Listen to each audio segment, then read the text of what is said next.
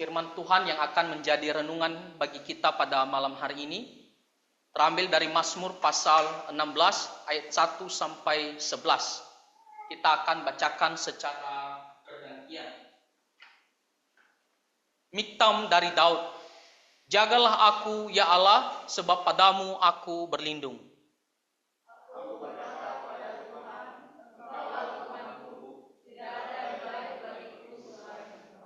Orang-orang kudus yang ada di tanah ini, merekalah orang mulia yang selalu menjadi kesukaanku.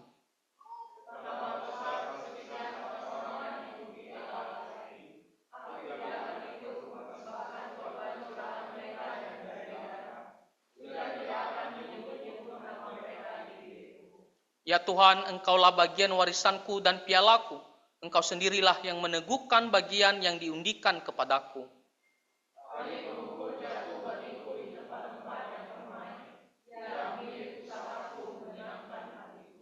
Aku memuji Tuhan yang telah memberi nasihat kepadaku. Ya, pada waktu malam hati nuraniku mengajari aku.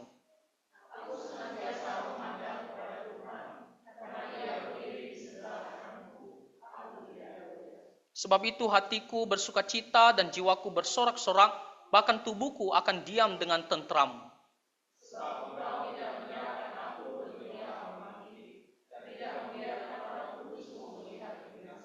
Ayat terakhir kita baca bersama-sama.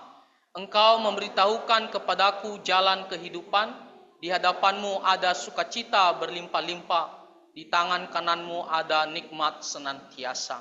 Amin, mari kita bersatu di dalam doa. Bapa di sorga, kami sungguh bersyukur di malam hari ini kami bisa datang bersekutu, memuji Tuhan. Dan saat ini kami mau mendengarkan firman-Mu. Tuhan pimpin kami dengan Roh Kudus-Mu, agar kami bisa mengerti firman Tuhan, menjadi kekuatan dan menjadi pertolongan bagi kami dalam menjalani kehidupan sehari-hari. Ampunilah segala dosa dan pelanggaran kami, hapuskanlah pelanggaran kami dengan kasih setia-Mu. Di dalam nama Tuhan Yesus kami berdoa. Amin.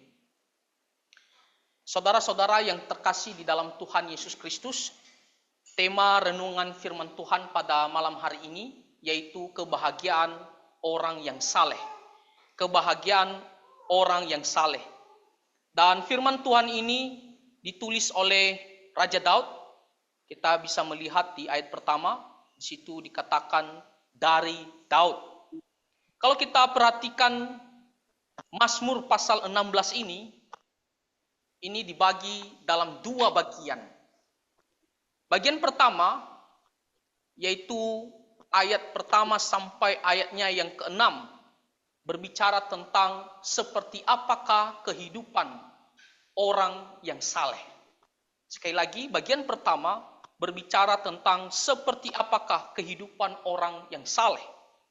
Dan bagian yang kedua, yaitu ayat yang ke-7 sampai ayat yang ke-11, berbicara tentang kebahagiaan seperti apakah yang dimiliki oleh orang saleh. Jadi berbicara tentang kebahagiaan yang dimiliki oleh orang saleh.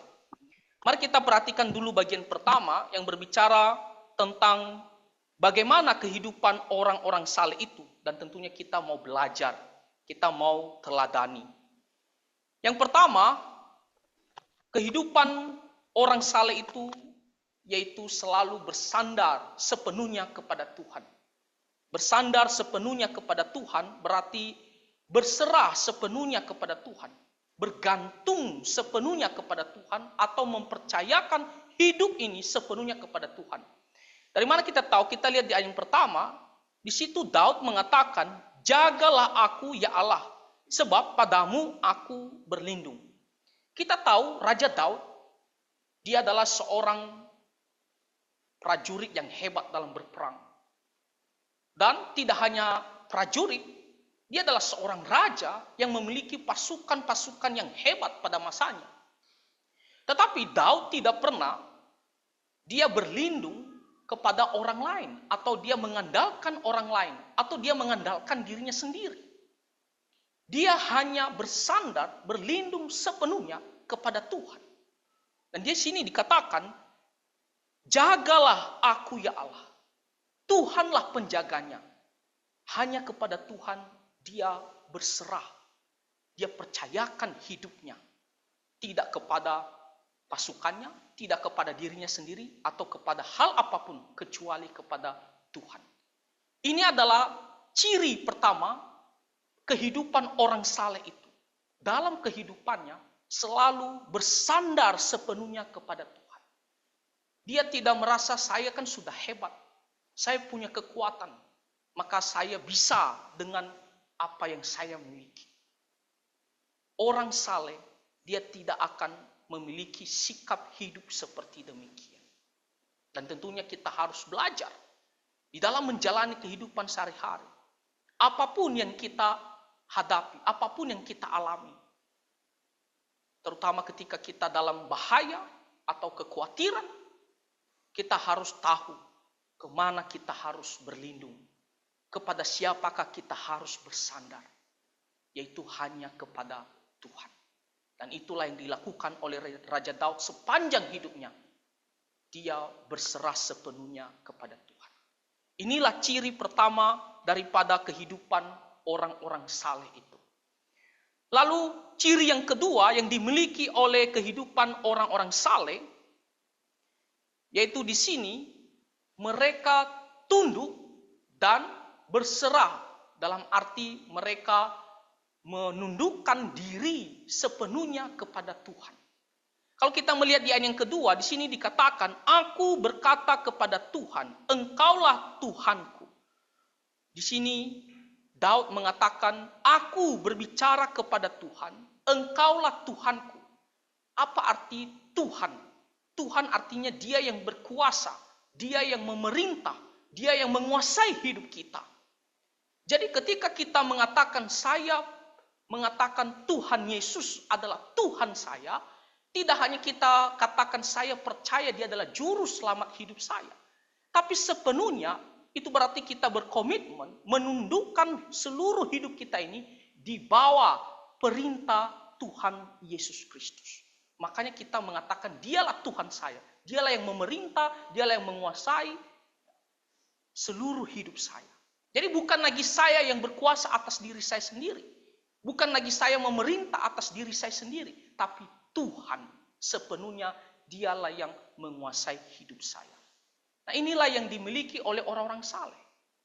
Selalu menundukkan seluruh hidup mereka di bawah perintah Tuhan. Tidak berjalan sendiri, merasa dia tidak ada yang memimpinnya, tidak ada yang memerintahnya, dia sendirilah kepalanya dan suka-suka dia tidak. Tapi menundukkan seluruh hidupnya di bawah perintah Tuhan. Dan di situ dikatakan di ayat yang kedua, tidak ada yang baik bagiku selain engkau. Kalau kita melihat dalam bahasa Indonesia, itu memberikan makna yang lain.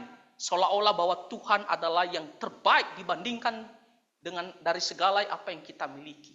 Tapi dalam bahasa Inggris, dalam versi King James, di situ dikatakan bahwa kebaikanku tidak meluas kepada Tuhan. My goodness extendeth not to thee. Kebaikanku tidak meluas kepada Tuhan. Apa maksudnya? Maksudnya adalah kebaikan saya itu sedikit pun tidak memberikan efek atau pengaruh kepada Tuhan. Dengan kata lain, apa yang saya lakukan, segala perbuatan baik yang saya lakukan, itu bukan seolah-olah membuat saya berjasa kepada Tuhan dan Tuhan berhutang kepada saya. Jadi apapun yang kita lakukan, kebaikan apapun yang kita lakukan, jangan kita sombong, kita mengatakan, oh saya sudah lakukan ini kepada Tuhan, sehingga Tuhan layak melihat saya, layak memandang saya, karena banyak hal yang saya lakukan kepada Tuhan. Itu tidak memberikan efek atau pengaruh apapun kepada Tuhan. Bukan seolah-olah kita membuat Tuhan itu berhutang kepada kita.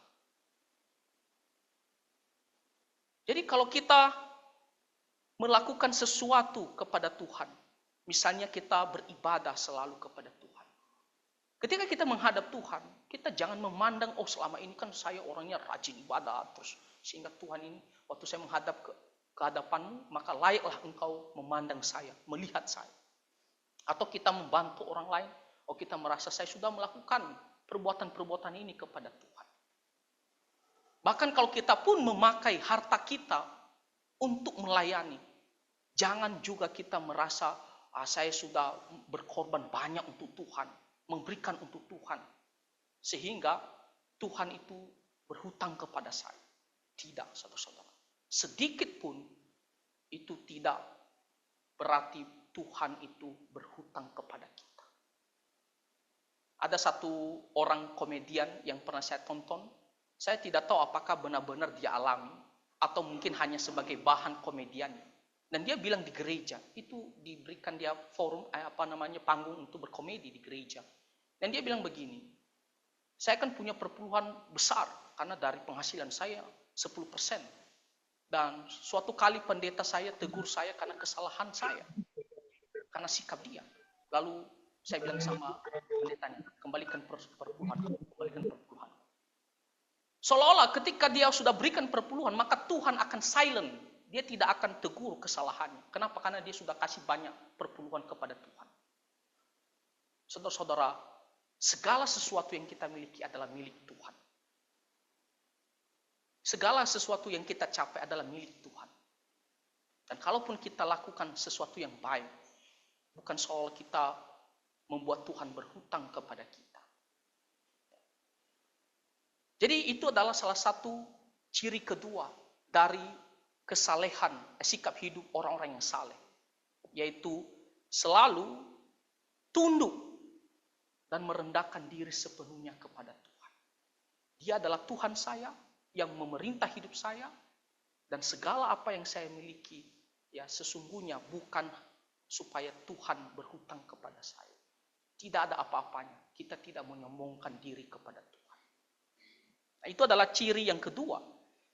Ciri yang ketiga dari sikap hidup orang-orang yang saleh, dia tidak menyembah Allah lain dan melakukan praktek yang berurusan dengan penyembahan kepada Allah lain.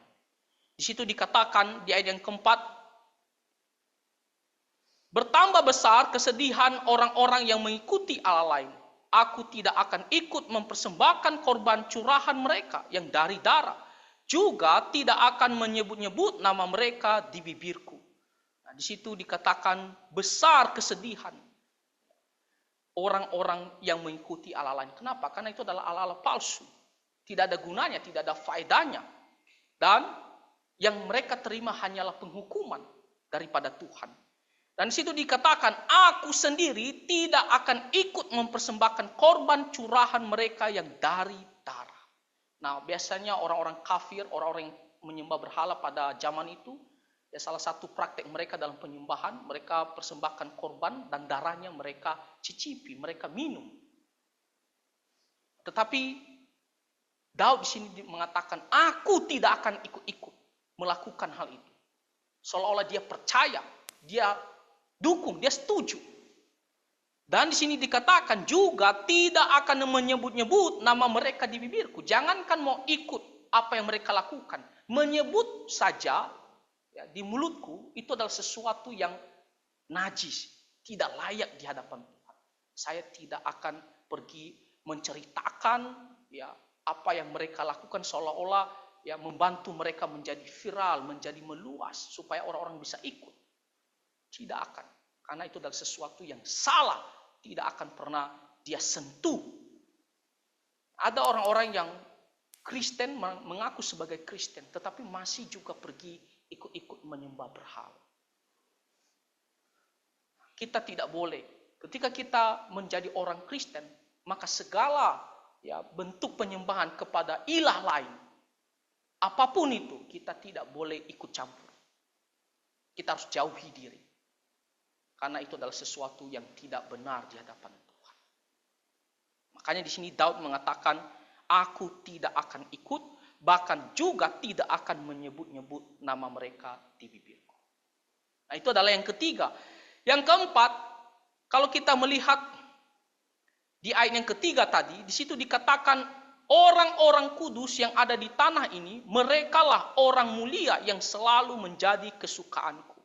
Yaitu orang-orang saleh ini memiliki sikap hidup mengasihi orang-orang percaya. Di sini dikatakan orang-orang kudus selalu menjadi kesukaanku. Dia mengasihi orang-orang Kristen, orang-orang percaya kepada Tuhan. Dan dia juga mau bersekutu dengan orang-orang percaya. Ada orang-orang yang mengaku Kristen, tapi dia tidak ada kasih kepada sesama orang percaya. Dia tidak ada belas kasihan membantu orang percaya. Tapi orang-orang yang tidak percaya di sana, wah dia begitu tergerak hatinya membantu, menolong mereka. Tapi saudara sendiri, orang percaya, dia lantarkan begitu saja. Dia biarkan begitu saja, tidak peduli. Kalau punya sikap seperti demikian, saudara-saudara, itu berarti kita punya masalah dalam hal kerohanian. Salah satu ciri sikap hidup orang yang saleh itu mengasihi sesama orang percaya. Makanya firman Tuhan mengatakan kita harus berbuat baik kepada semua orang, tetapi yang pertama-tama kepada sesama kita orang percaya. Jangan sampai kita terbalik. Kita duluankan mengasihi orang yang tidak percaya, tapi orang yang percaya saudara kita, baik di dunia ini maupun nanti kelak, kita tidak peduli kepada mereka. Apalagi bentuk bahwa kita itu senang kepada orang-orang percaya. Kita selalu mau berkumpul. Kita selalu mau bersekutu dengan orang-orang percaya. Itu bentuk bahwa kita itu suka terhadap orang-orang percaya. Kalau kita tidak ada hati untuk bersekutu bersama-sama dengan orang percaya, tapi dengan persekutuan orang-orang yang tidak percaya, kita senang, kita bahagia, kita nikmati. Tapi untuk persekutuan sesama orang percaya kita tidak mau datang, berarti kita punya masalah dalam hal kerohanian. Ada seseorang yang bilang kepada saya ikut persekutuan itu tidak ada hati. Kenapa? Karena saya tidak mendapatkan feelingnya. Tidak mendapatkan feelingnya. Dia ngomong langsung sama saya waktu saya kunjungan. Tapi di luar, dia mendapatkan feelingnya. Dia menikmati. Bahkan bisa sampai berlarut-larut malam. Tapi datang ke persekutuan tidak mau. Sesama kita orang percaya. Kalau kita tidak suka bersekutu bersama-sama dengan kita, maka itu berarti kita punya masalah dalam hal kerohanian. Nah, ciri kehidupan orang yang saleh di sini salah satunya adalah mengasihi orang percaya, membantu mereka, menolong, senang kepada mereka, dan juga mau bersekutu dengan sesama orang percaya. Nah, kita harus perhatikan apakah kita ada hati seperti demikian selama ini, atau kita selalu menjauhi diri dari kelompok-kelompok orang percaya. Dan ciri yang terakhir yang dimiliki oleh orang-orang saleh dalam kehidupan mereka, di ayat yang ke-5 dan ke-6, yaitu Tuhan adalah harta yang paling baik, paling berharga dalam kehidupan mereka. Di situ dikatakan, ya Tuhan, Engkaulah bagian warisanku dan pialaku. Mereka menjadikan Tuhan adalah harta yang paling bernilai, harta yang paling berharga. Kalau bagi orang-orang dunia, yang paling berharga bagi mereka apa? Segala isi duniawi. Duit, emas, segala harta benda yang ada di dunia.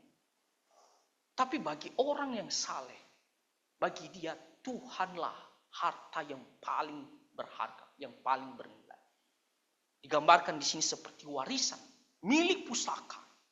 Warisan atau milik pusaka itu sangat berharga karena itu diberikan oleh Tuhan kepada orang Israel dan turun-temurun yang menjadi milik pusaka kepada keturunan. Bahkan kita sekarang kita melihat ya dalam adat kita secara khususnya Indonesia, seperti orang Nias lah secara khususnya, harta warisan itu tidak boleh kamu jual sembarangan. Itu tidak boleh kamu jual. Itu dianggap kamu sebagai anak durhaka. Kalaupun memang harus jual,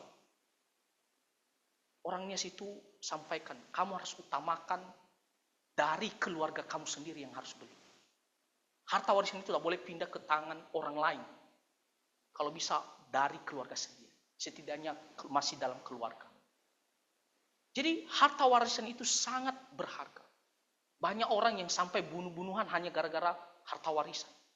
Bahkan saudara kandung hanya merebut harta warisan. Banyak orang di kampung, seperti kampung kami, geser-geser batas tanah. Supaya tanahnya makin luas, makin luas. Saudara pun bisa bermusuhan. Sampai ke hukum. Hanya merebut harta warisan. Itu berarti harta warisan itu begitu penting. Dan di sini digambarkan, Tuhan adalah harta warisanku. Milik pusakaku. Dan dikatakan pialaku. Pialaku itu adalah cawan. Ya, kalau kita melihat ya, pada zaman dulu, ya seperti raja-raja atau perdana menteri seperti Yusuf, pialanya itu sangat berharga. Tempat minumnya untuk menikmati minuman ataupun untuk kesenangan dia. Dan dikatakan di sini, Tuhan adalah pialaku. Artinya apa? Dia adalah pribadi yang sangat-sangat berharga bagi Raja Daud.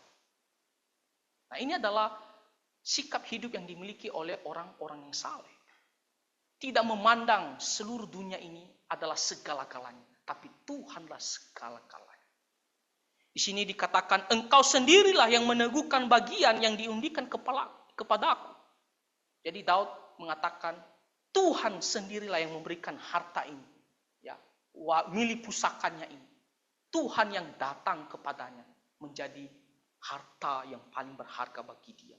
Dikatakan tali pengukur jatuh bagiku di tempat-tempat yang permai. Ya, biasa dulu kalau orang mau berikan milik pusaka, ya selain diundi, lalu diukur dengan tali pengukur. Sejauh mana, seluas mana ini menjadi miliknya. Jadi dikatakan di sini, tali pengukur jatuh bagiku di tempat-tempat yang permai. Ya, milik pusakaku menyenangkan hatiku. Jadi Tuhan itu digambarkan seperti ya harta, tanah yang dimana sudah diukur dan ini adalah milik pusaka, harta warisan yang diberikan yang paling menyenangkan bagi dia.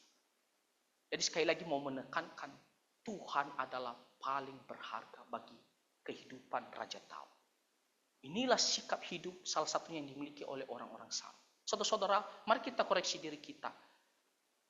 Apakah kita juga punya hati, sikap seperti Raja Daud yang mengatakan Tuhanlah segala-galanya yang paling berharga.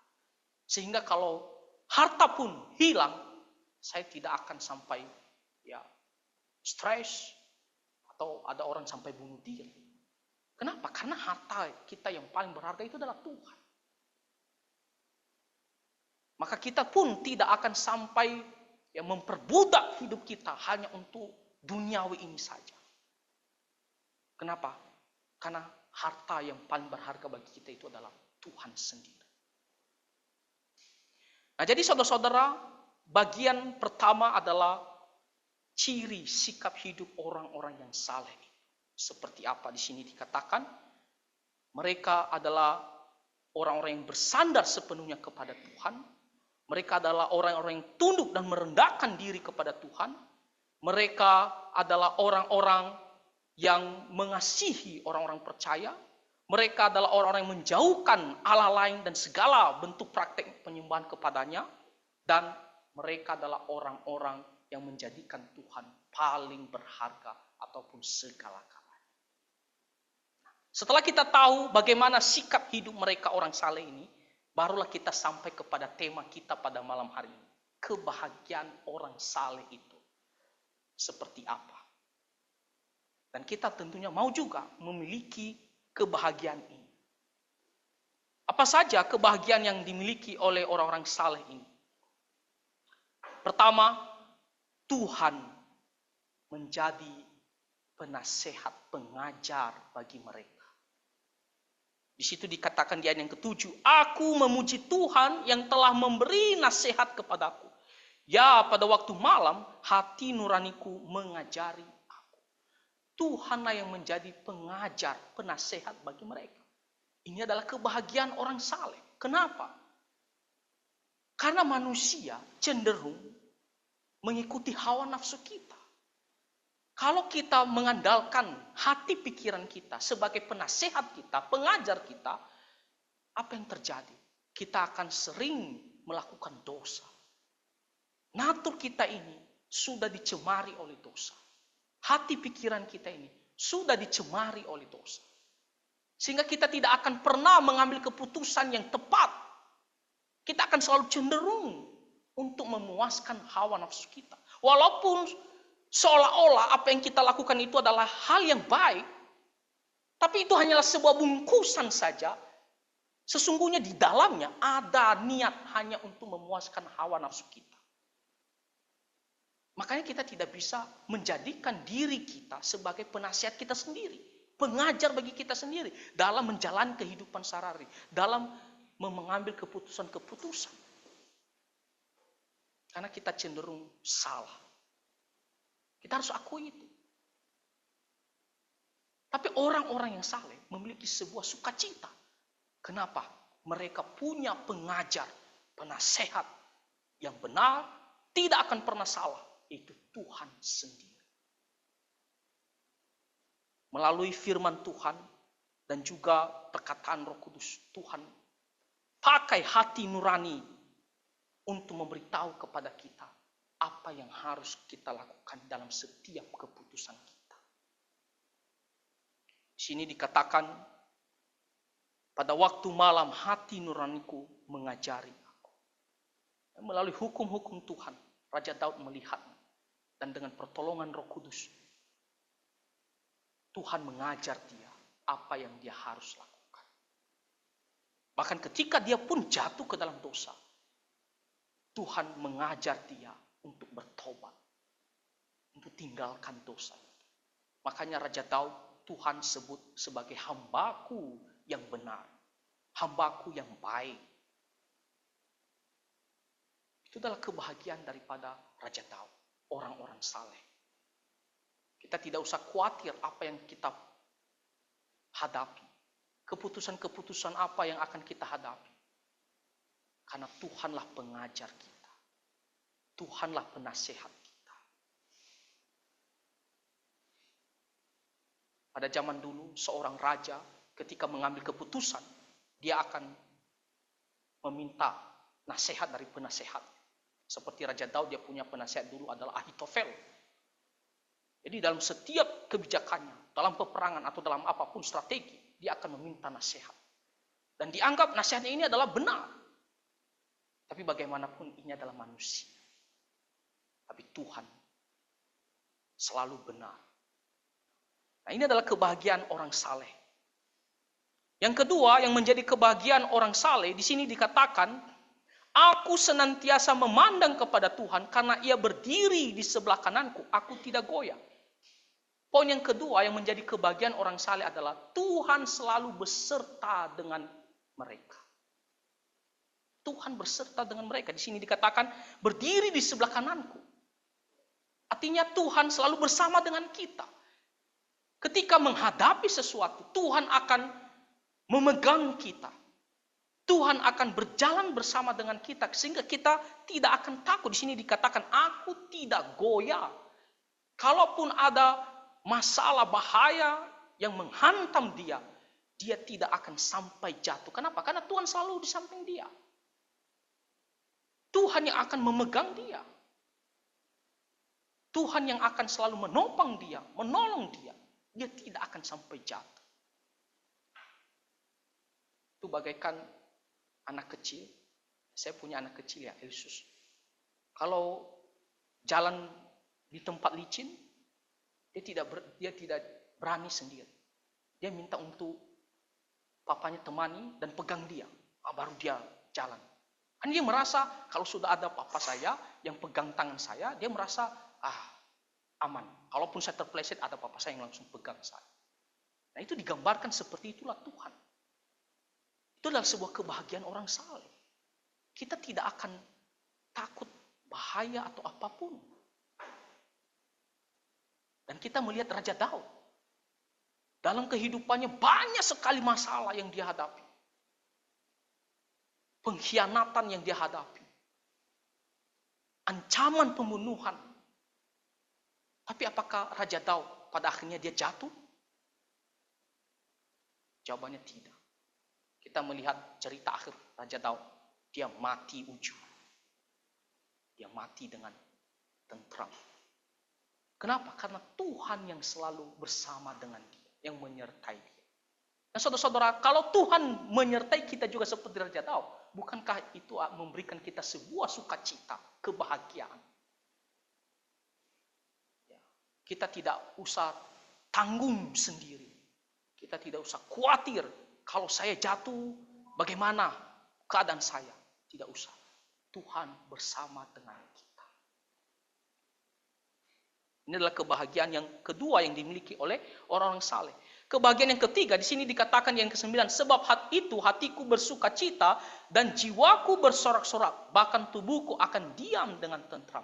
Ada suatu sukacita dan ketentraman dalam hidup orang-orang saleh. Itu adalah kebahagiaan orang saleh. Dikatakan ada sukacita, bahkan bersorak-sorak bisa memuji-muji Tuhan. Di sini dikatakan tubuhku akan diam dengan tentram, aman. Makanya Raja Daud mengatakan, meskipun beribu-ribu musuhku mengelilingi aku tidak takut. Aku tidak takut. Bahkan Raja Daud mengatakan, pada malam hari pun aku bisa tidur dengan tenang. Dia tidak akan panik, stres, gelisah, tidak akan. Ada suatu ketentraman, bahkan sukacita orang-orang yang saleh ini. Kenapa? Karena Tuhan selalu bersama dengan mereka. Dan ini tidak dimiliki oleh orang-orang yang tidak percaya kepada Tuhan. Hanya orang-orang yang percaya kepada Tuhan. Selanjutnya di sini dikatakan, di ayat yang ke-10, sebab engkau tidak menyerahkan aku ke dunia orang mati dan tidak membiarkan orang kudusmu melihat kebinasaan. Kenapa dia bersuka cita? Kenapa dia merasa tentram? Karena Tuhan tidak akan membiarkan sesuatu apapun yang terjadi tanpa sepengetahuan ataupun izin daripada Tuhan. Semuanya di bawah kontrol Tuhan.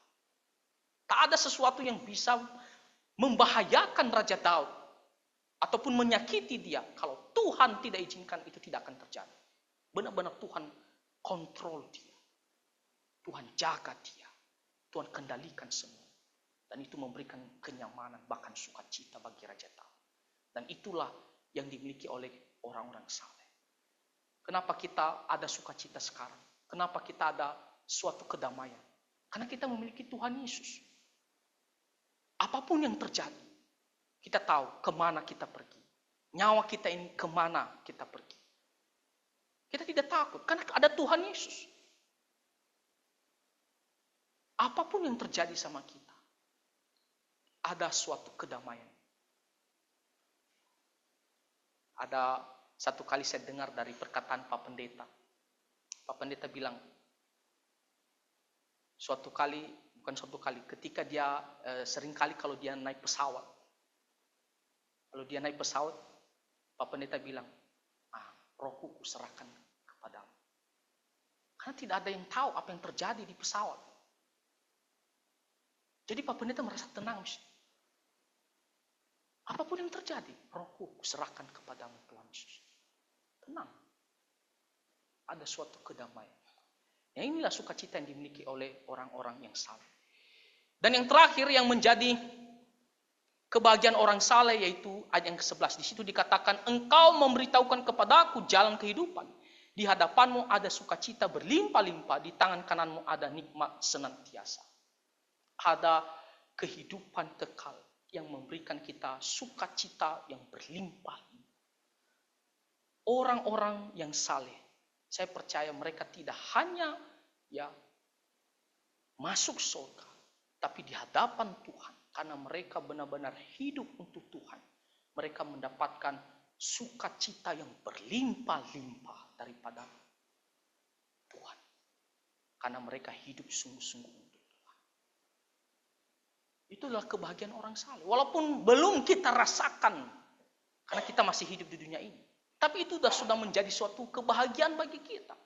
Kalau kita pun tinggalkan dunia ini, Tuhan menuntun kita, membawa kita kepada kehidupan,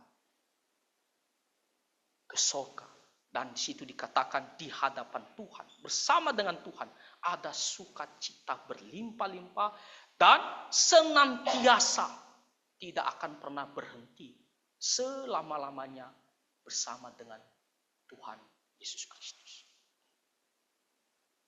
Jadi saudara-saudara, apa yang menjadi kebahagiaan orang saleh di bagian kedua ini? Yaitu Tuhan selalu ada menjadi pengajar bagi mereka dalam menjalani kehidupan sehari-hari. Yang kedua, Tuhan selalu beserta dengan mereka, berdiri di kanan mereka. Dan yang ketiga, mereka selalu ada sukacita dan kedamaian, ketentraman.